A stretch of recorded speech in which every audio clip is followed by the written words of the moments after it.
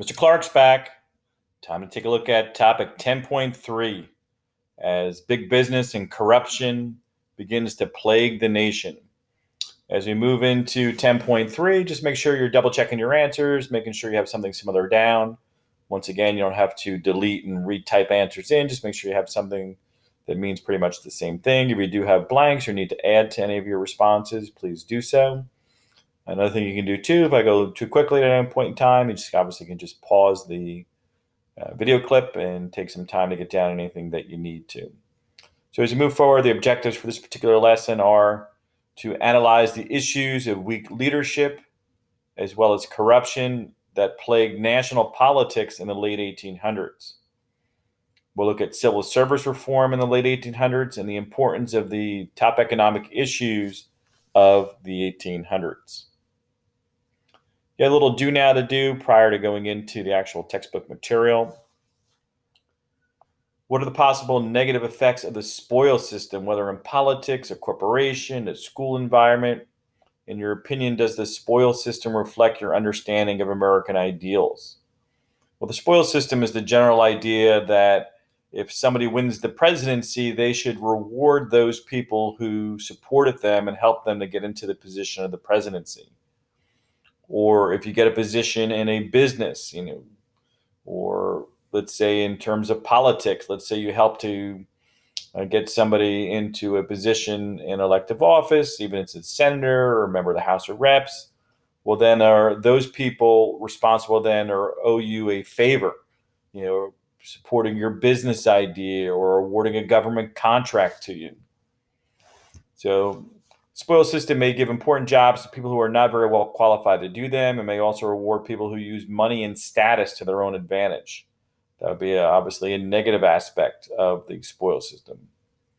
On the other side, it does reward hard work and personal achievement in the sense that if you do get into a position of power, you may have the opportunity to make some of those decisions. Kind of up to you to kind of make your own conclusion.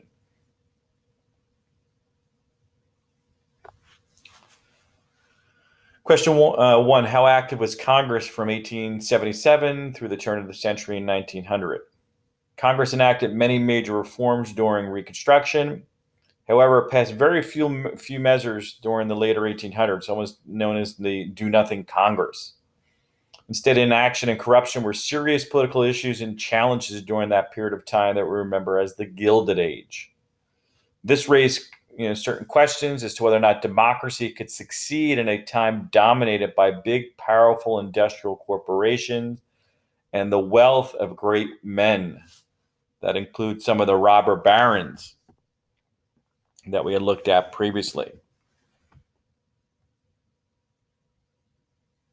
2, during the Gilded Age, no political party gained power for any length of time. How did this balance impact Congress's productivity? Why did it impact Congress in this way? Well, Congress was relatively unproductive during the Gilded Age, passing very few measures. The fact that no one party dominated Congress created gridlock as parties struggled and failed to have the majority needed to pass significant legislation.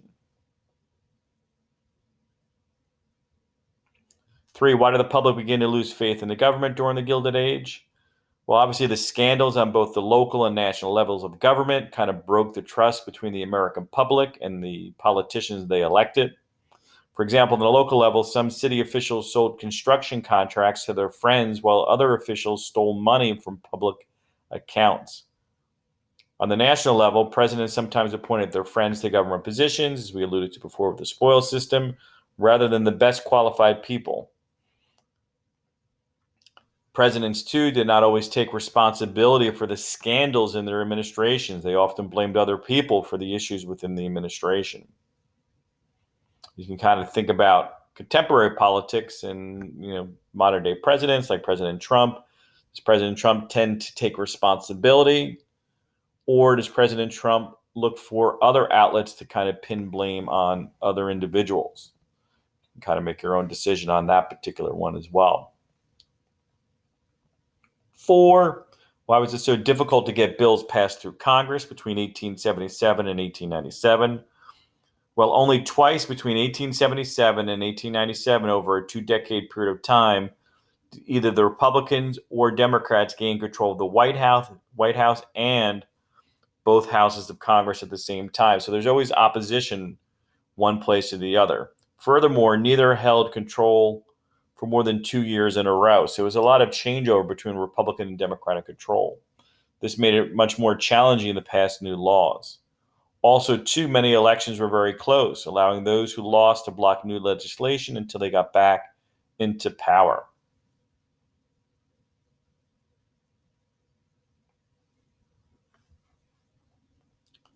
Um, when you look here at the control of Congress, the executive branch is controlled by President Trump and the Republicans,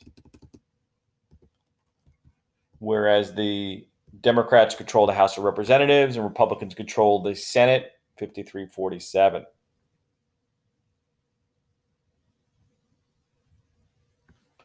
Ulysses S. Grant was a popular war hero, but a disappointing president. List of scandals that plagued the Grant presidency. Grant gave high-level advisory posts to untrustworthy friends and acquaintances who used their positions to line their own pockets. His vice president, Schuyler Colfax, was investigated and implicated in a scheme to steal profits from the Union Pacific Railroad. A plan by railroad developer and financier Jay Gould to corner the gold market included President Grant's own brother-in-law, so a lot of direct ties back to the Grant presidency. One of the more famous corrupt boss leaders, or almost like a mob or mafia type of leader during this period of time, was William Boss Tweed. Tweed was a state senator and the boss of a band of New York City Democratic politicians. The Tweed Ring, as it became known, plundered millions of dollars from city treasuries. By 1873, when Tweed was finally convicted and sentenced to prison, the public confidence in his leaders was at a low point in history.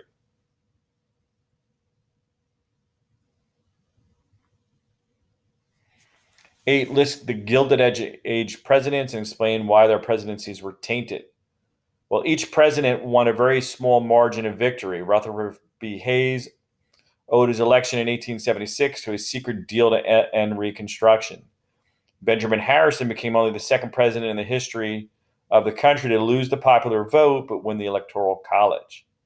Chester Arthur, who was not even elected president, as he took the helm after James Garfield's assassination, upset so many of his fellow Republicans that he failed to win his own party's nomination in 1884 for re-election.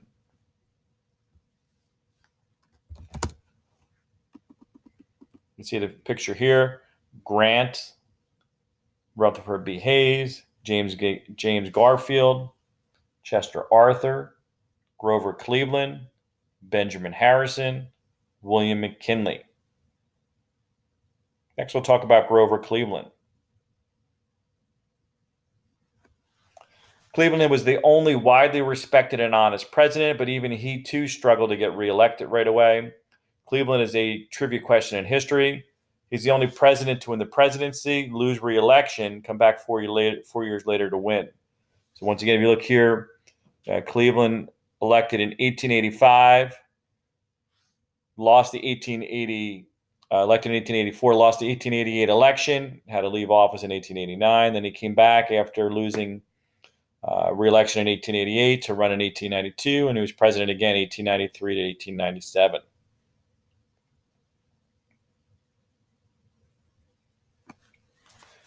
What were benefits and drawbacks of the spoils system?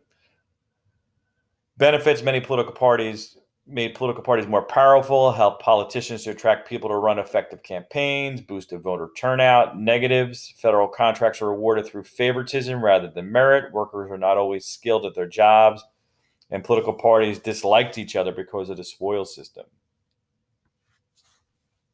What do you think the word partisanship means? Well, partisanship is automatically supporting one political party without listening to what any other party has to say. References to political machines, to political parties, using the spoils system to build loyalty could have helped you figure out the definition.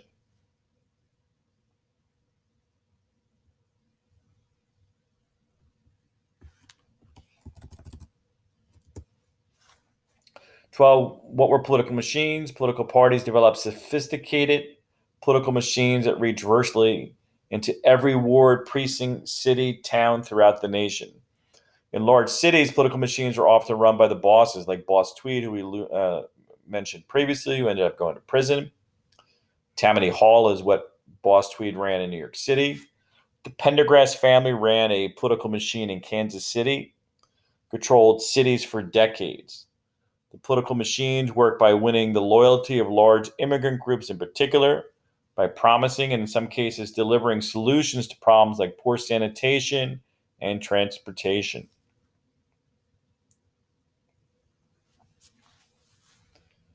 Charles Guiteau, pictured in the painting there with the gun. Charles Guiteau shot President Garfield because he believed the Republican Party had not fulfilled its promise to give him a government job through the spoils system. His convoluted idea was that if he killed Garfield and Arthur became president after the death of Garfield, Arthur would then give him the job that he was promised. Did not really work out very well for Guiteau. 14, why did public support for civil service reform grow after the assassination of Garfield? It grew because the public learned that the assassin had killed the president in retaliation for not receiving a job through patronage, which is similar to the spoils system. For being a patron or supporter of someone else, you believe you're entitled to a job. The assassin's motive brought to light to the extent which the civil service had become corrupt, and an outraged public demanded that it be overhauled or changed. President Arthur signed the Pendleton Civil Service Act in 1883. This act established the Civil Service Commission, which wrote a civil service exam to take a look at awarding people based on merit and credibility, not based on who their friend was or who they were a patron of. So individuals who wanted to work for the government had to take the exam, and getting a government job depended on doing well on the exam, not on manipulating one's political connections. To this very day, you need to take a civil service test in order to get a civil service job or a job in the government. So, for example, let's say you want to become a mail carrier, you'd have to take a civil service exam, and then therefore they would only take the highest and most qualified people to work in the as a mail carrier or in the post office. 16, list the factors that led to the Panic of 1873. Well, in the fall of 1873, one of the nation's most influential banks failed, apparently as a result of overextended loans to the expanding railroad industry. A wave of fear known as the Panic of 1873 spread through the financial industry and across the country. Bank failures, job losses, and an uncertain economy added to the array of the nation's concerns. The tariff issue split the Democrat and Republican Party. So when you look at the two sides of a tariff, Republicans argue that a high tariff would allow American industries to grow and promote American jobs and manufacturing. If foreign companies had to pay a high tariff, they would also have to charge higher prices for their goods. Higher prices would make it more difficult for foreign companies to compete with American companies that made the same products, because consumers would probably not want to pay higher prices for foreign-made goods. With less competition, American businesses would find it easier to grow and expand, which would also grow additional jobs. Democrats argued high tariffs would raise the cost for consumers, lower profits for farmers, and high tariffs would raise costs by decreasing competition that might help American prices stay low. This in turn would cut into farmers' profits because they would have to pay higher prices for goods. Other countries too may then raise their own tariffs on American exports and therefore create almost a tariff war, which could also obviously hurt farmers trying to sell their crops overseas. 18, how was the U.S. monetary policy under the gold standard? Using the gold standard meant the government would use gold as the basis for the nation's currency. As a backer of the paper printed currency, hypothetically, you would think you could then trade your paper currency for gold if need be. So paper money would be backed by the government's gold reserves and, in theory, potentially traded in for gold. 19, in 1873, Congress passed the Coinage Act of 1873. The law reversed the government policy of backing money with gold and silver. Using only gold meant that the money supply would be smaller and each dollar would be worth more. Bankers and others involved in the international trade favored the gold standard because it discouraged inflation and made dollars overseas more valuable. 20. During the Gilded Age, farmers supported the minting of silver because it would increase the money supply and cause inflation. What does farmers' desire for inflation suggest about the prices they were being paid for their crops? Farmers' desire for inflation suggests they were being paid too low for their crops. Inflation caused the value of money to drop and prices to rise. So a desire for inflation meant a desire for higher prices for their farm products. Lesson reflection: political bosses and political machines dominated politics during the Gilded Age. How has politics changed since the Gilded Age? List the corrupt or questionable aspects of modern day American politics. Immediate reactions today with Twitter and social media and cell phone and things like that, cable TV, all make things too reactionary. So we have instantaneous reaction, and sometimes that can fuel negative feelings within the country. Politics has become even more partisan today. Republicans and Democrats too often work against each other or in opposition, opposed to the collective good of the country. There are corrupt campaign contributions, endless TV, political ads. So in some ways, politics has even gotten worse. Well, that's it for 10.3, and Mr. Clark is out.